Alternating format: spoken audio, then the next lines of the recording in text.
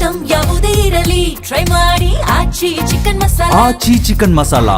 ವಿಧಾನಸೌಧದಲ್ಲಿ ಅಧಿಕಾರಿಗಳೊಂದಿಗೆ ಮಹತ್ವದ ಸಭೆ ನಡೆಸಿದ ಸಿಎಂ ಡಿಕೆ ಶಿವಕುಮಾರ್ ರಾಜ್ಯವನ್ನ ಭ್ರಷ್ಟಾಚಾರ ಮುಕ್ತಗೊಳಿಸುವ ಸಂಕಲ್ಪ ತೊಟ್ಟಿದ್ದಾರೆ. ಜೊತೆಗೆ ಗೃಹಲಕ್ಷ್ಮಿ ಮತ್ತು ಗೃಹ ಜ್ಯೋತಿ ಯೋಜನೆಗಳಿಗೆ ಮರು ಅರ್ಜಿ ಸಲ್ಲಿಕೆಯ ಅಗತ್ಯವನ್ನು ಸ್ಪಷ್ಟಪಡಿಸಿದ್ದಾರೆ. ಈ ಸುದ್ದಿಗಳನ್ನು ನೋಡೋಣ ಡಿಕೆಶಿ ಮೀಟಿಂಗ್ ನ್ಯೂಸ್ ಟಾಪ್ 9ನಲ್ಲಿ. ಡಿಸಿ, ಎಸ್ಪಿ, ಸಿಇಒಗಳ ಜೊತೆ ಸಿಎಂ ಡಿಕೆಶಿ ಸಭೆ ನಡೆಸಿದ್ದಾರೆ. ವಿಧಾನಸೌಧದ ಸಮ್ಮೇಳನ ಸಭಾಂಗಣದಲ್ಲಿ ಸಿಎಂ ಡಿಕೆ ಸಭೆ ನಡೆಸಿದ್ರು. ಸಭೆಯಲ್ಲಿ ಸಚಿವ Satish Jarkiholi, Priyank Kharge, Khandre, M B Patil, Ramalinga Reddy, K J George ಸೇರಿದಂತೆ ಹಲವರು ಭಾಗಿಯಾಗಿದ್ರು. ಯತೀಂದ್ರ ಸಿದ್ದರಾಮಯ್ಯ ಹಾಗೂ ಸಿಎಸ್ ಶಾಲಿನಿ, ರಜನೀಶ್ ಕೂಡ ಹಾಜರಿದ್ರು.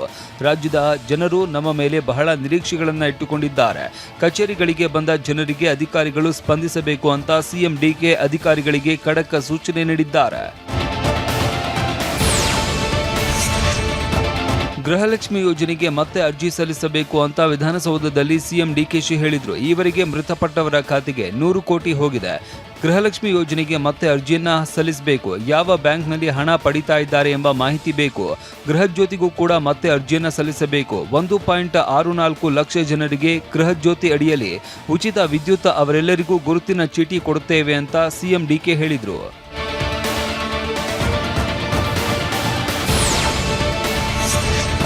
ಮಳೆಯಾಗ್ತಾ ಇರೋದ್ರಿಂದ ಕೃಷಿ ಚಟುವಟಿಕೆ ಆರಂಭವಾಗಿದೆ. ರಸಗೊಬ್ಬರ ಕೊರತೆ ಬಗ್ಗೆ ಪ್ರಧಾನಿ ಭೇಟಿ ವೇಳೆ ಪ್ರಸ್ತಾಪಿಸಿದ್ದೇನೆ ಅಂತ ವಿಧಾನಸೌಧದಲ್ಲಿ ಸಿಎಂ ಡಿಕೆಶಿ ಹೇಳಿದ್ರು.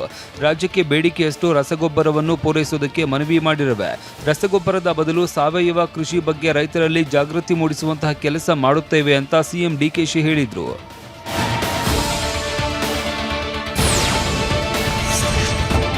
ಕುಮಾರಸ್ವಾಮಿ ಮಾರ್ಗದರ್ಶನದಂತೆ ಟೌನ್ಶಿಪ್ ನಿರ್ಮಾಣ ಮಾಡಲಾಗ್ತಾ ಇದೆ ಅಂತ ವಿಧಾನಸೌಧದ ಸಮ್ಮೇಳನ ಸಭಾಂಗಣದಲ್ಲಿ ಸಿಎಂ ಡಿಕೆಶಿ ಹೇಳಿದ್ರು.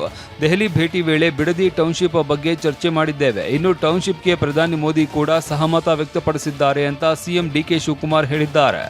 ಆಚಾರ ವಿಚಾರನ ಯಾವ ರೀತಿ ಪ್ರೈಮ್ ಮಿನಿಸ್ಟರ್ ಒಪ್ಕೊಂಡ್ರು, ಯಾವ ರೀತಿ ಉದಾಹರಣೆ ತೆಗೆದುಕೊಂಡು ನಾನು ಏನು ಹೇಳಿದ್ದನ್ನು ಯಾವ ರೀತಿ ಒಪ್ಕೊಂಡ್ರು ಅನ್ನೋದನ್ನು ಅಲ್ಲಿ ಇದ್ದಂಥ ಬೇರೆ ಯಾರಾದರೂ ನಮ್ಮ ಸ್ಟೇಟ್ ಮಿನಿಸ್ಟರ್ಗಳಿದ್ದರು, ಯಾರು ಟೀಕೆ ಮಾಡೋಂಥವ್ರು ಇದ್ದರು, ಅವ್ರು ಕೇಳಿ ಅವ್ರು ಹೇಳ್ತಾರೆ.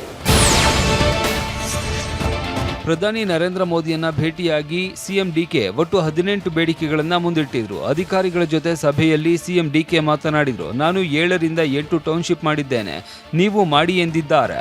ನೀನು ಒಳ್ಳೆ ಕೆಲಸ ಮಾಡ್ತಾ ಇದ್ದೀಯಾ ಅಂತ ಪಿಎಂ ಹೇಳಿದ್ದಾರೆ. ಬೆಂಗಳೂರಿನ ಮೇಲೆ ಒತ್ತಡವಿದೆ, ಟೌನ್ಶಿಪ್ ಅಗತ್ಯವಿದೆ ಅಂತ ಹೇಳಿದ್ರು. ನಿಮಗೆ ಶುಭ ಹಾರೈಸುತ್ತೇನೆ ಅಂತ ಪ್ರಧಾನಿ ಮೋದಿ ಹೇಳಿದ್ರು ಅಂತ ಡಿಕೆ ಹೇಳಿದ್ದಾರೆ. ಕರ್ನಾಟಕ ಭ್ರಷ್ಟಾಚಾರ ಮುಕ್ತವಾಗಬೇಕು ಅಂತ ಅಧಿಕಾರಿಗಳ ಸಭೆಯಲ್ಲಿ ಸಿಎಂ ಡಿಕೆ ಹೇಳಿದ್ರು. ಯಾರೊಬ್ಬರು 1 ರೂಪಾಯಿ ಲಂಚ ಕೊಡುವಂತಿಲ್ಲ. ಭ್ರಷ್ಟಾಚಾರ ಮುಕ್ತ ಸರ್ಕಾರ ನಮ್ಮದಾಗಬೇಕು ಎಂಬ ಆಶಯಗಳು ಇದೆ.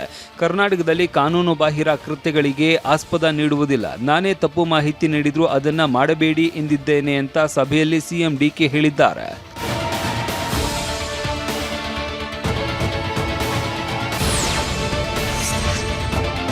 ಅಧಿಕಾರಿಗಳ ಮೇಲೆ ಸಚಿವರು, ಶಾಸಕರು ಒತ್ತಡ ಹೇರಬಾರದು ಅಂತ ಸಭೆಯಲ್ಲಿ ಸಿಎಂ ಡಿಕೆ ಖಡಕ್ ಆಗಿನ ಎಚ್ಚರಿಕೆ ನೀಡಿದ್ದಾರೆ. ಪ್ರತಿಯೊಂದು ಸರ್ಕಾರಿ ಕಚೇರಿಯಲ್ಲಿ ನಾಮಫಲಕ ಅಳವಡಿಸಲಾಗುತ್ತದೆ.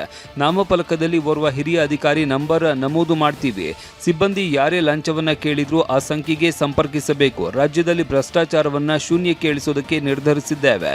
ಒಂದೇ ಸಲ ಭ್ರಷ್ಟಾಚಾರ ಮುಕ್ತಗೊಳಿಸಲು ಆಗಲ್ಲ, ಪ್ರಯತ್ನಿಸೋಣ ಅಂತ ಸಿಎಂ ಡಿಕೆ ಹೇಳಿದ್ದಾರೆ.